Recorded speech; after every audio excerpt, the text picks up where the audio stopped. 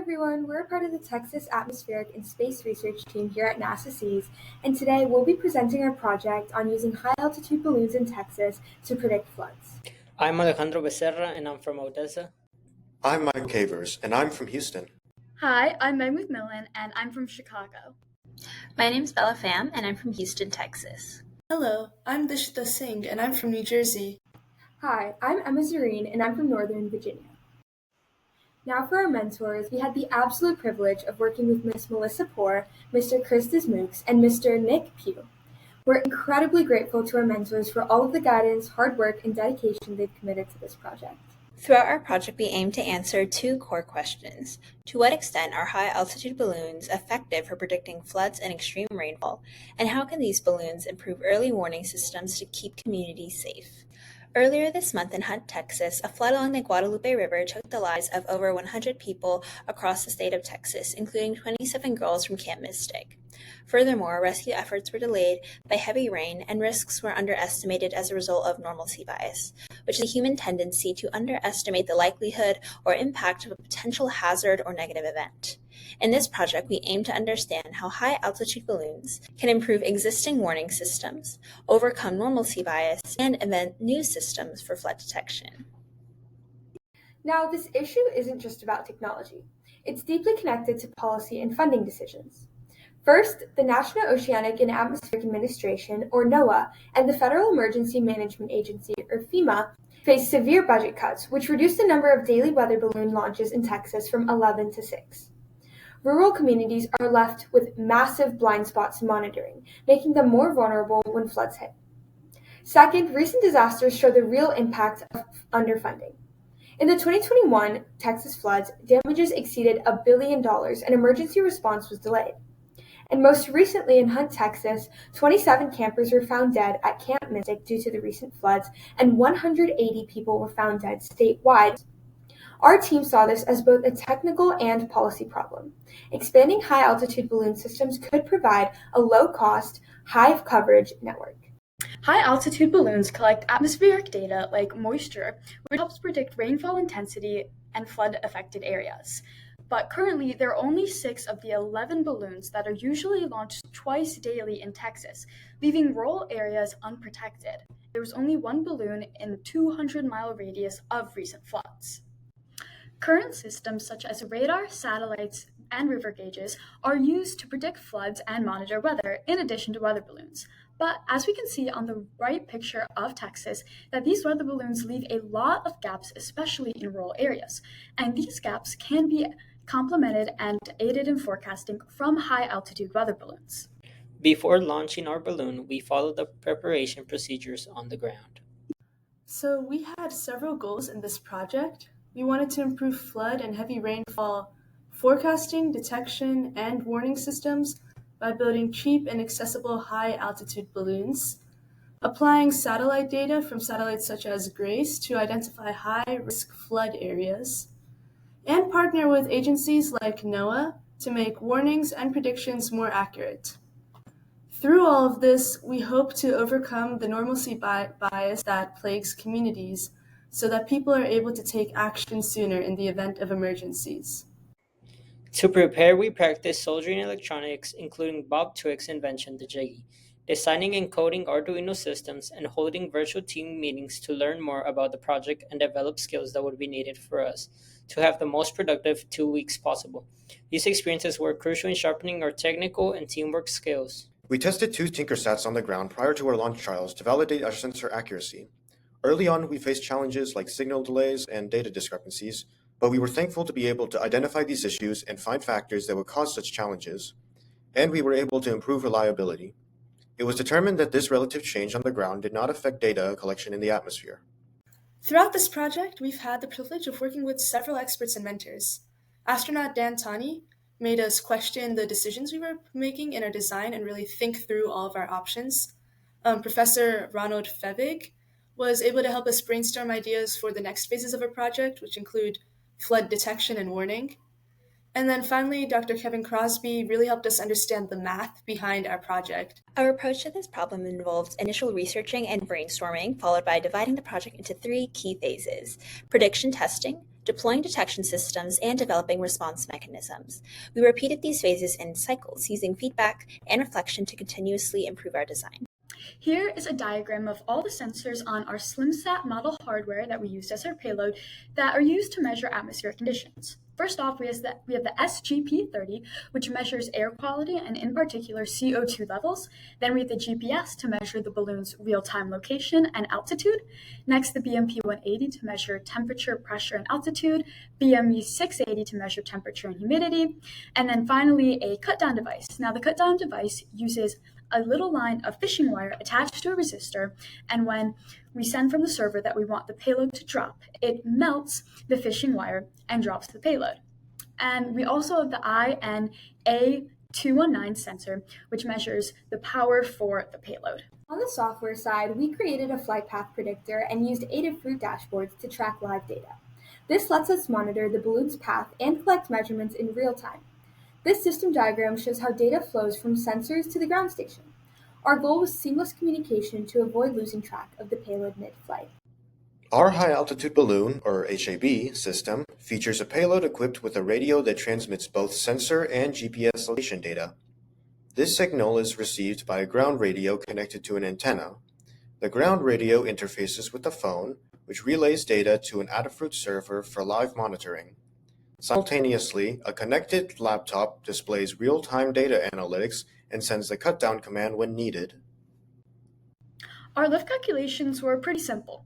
We were aiming for at least 3 ounces of net uplift to ensure that our balloons would rise above any winds pushing it around. First, we found our balloon's neutral buoyancy by filling an attached container with water until the balloons neither rose nor sunk. We then weighed the container to determine how much lift the balloons were producing. Then, we weighed the actual payload and subtracted that from our determined neutral buoyancy lift to find our actual net uplift. Next, we begin our launches. The goal of our first launch was to test our helium balloon design and practice the skills necessary in a launch. We used a short tether of 100 feet to collect temperature, altitude, and humidity data. Our payload was a Thinkerset. We practiced working in teams to launch, track, and retrieve the balloons. In our second launch, we tested a cut-down signal to drop our payload.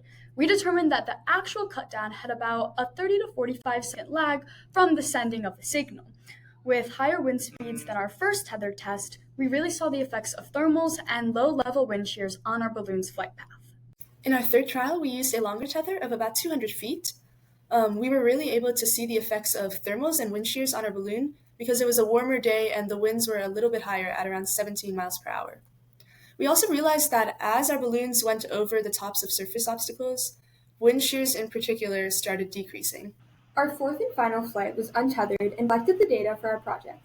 It reached a maximum elevation of over 3,000 meters and traveled around 20 miles from our launch site. Due to a loss of communication with the payload, we had some difficulty recovering it, which will be discussed later. At 3 p.m., we initiated the payload cutdown and confirmed its drop from 3,078 meters, but lost communication shortly after. Our mentors began searching using 2 antennas as AirTag tracking was unavailable at the time. Due to time constraints, the search was abandoned that evening. Later, we regained the AirTag signal, providing us a new lead. The next day, we set out on our recovery mission using the last known AirTag location.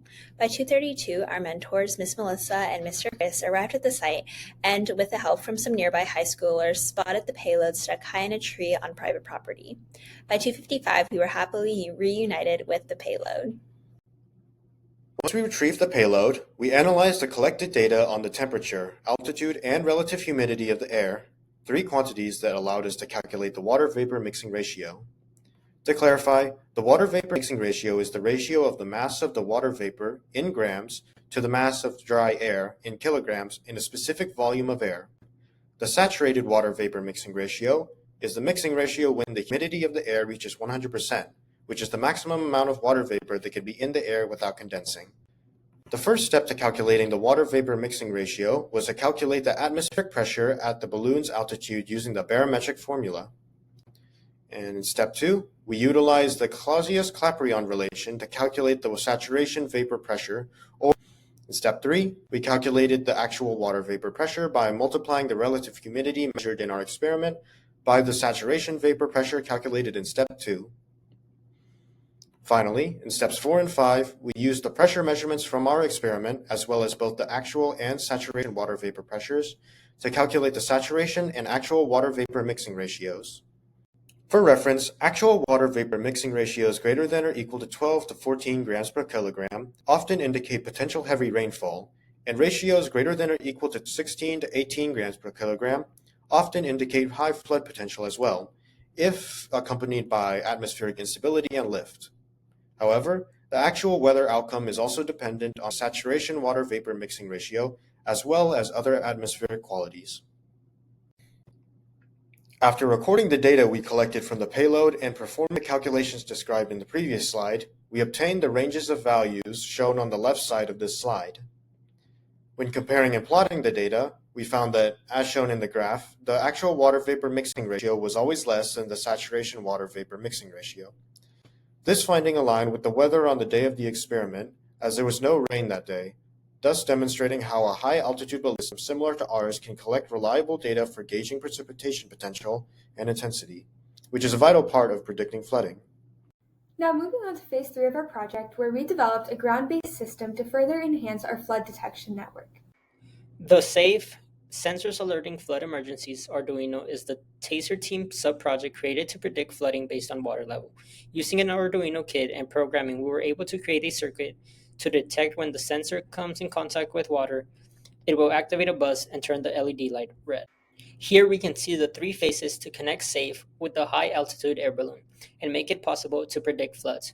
Phase 1 ends in a temporary, fully functioning alarm. Phase 2 ends when the system is permanent and solar-powered. Phase 3 is connecting the data from the high-altitude air balloon and SAFE to create safe directions for safety and evacuation similar to embedded roadside technology, but at a lower affordable price. So our untethered launch had a few difficulties. During the launch itself, wind shears kept pushing the balloons back onto the roof from which we launched. We had to wait for a moment when the wind was calm enough to safely let our balloons go. But once they were up, our biggest issues just revolved around communication, with people forgetting to mute themselves on our calls, and some connectivity issues with the launch team, which was up on the roof. The biggest barrier that we faced was when our Yagi antenna stopped receiving signals from our payload, which meant that we lost our position information as to where the payload actually was.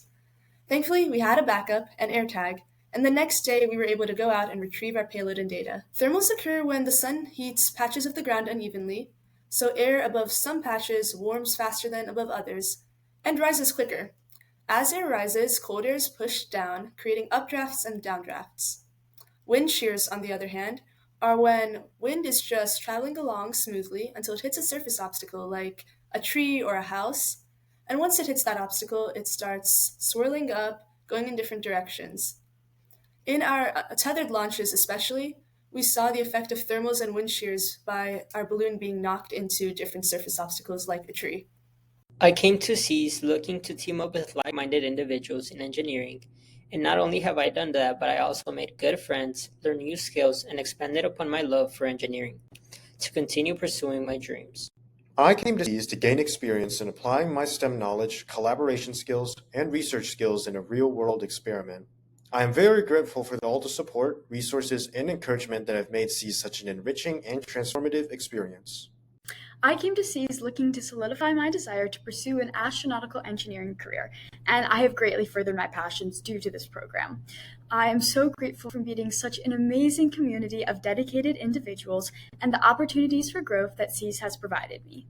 I came to SEAS looking for a community of ambitious, like-minded individuals, and I found all that and more. I'm incredibly grateful for the experience SEAS has provided me personally and professionally. I came to SEAS mainly to explore my passion for aerospace and look at the different opportunities and pathways that were available to me. Through SEAS, I was able to meet some incredible mentors and other interns, and I found more opportunities than I could have ever imagined. Here at NASA SEAS, I've had the unmatched opportunity to surround myself with ambitious, dedicated, and like-minded students who share a lot of the same passions as me. We want to give a huge thank you to the following people and facilities For hosting our time here at SEAS and supporting our work.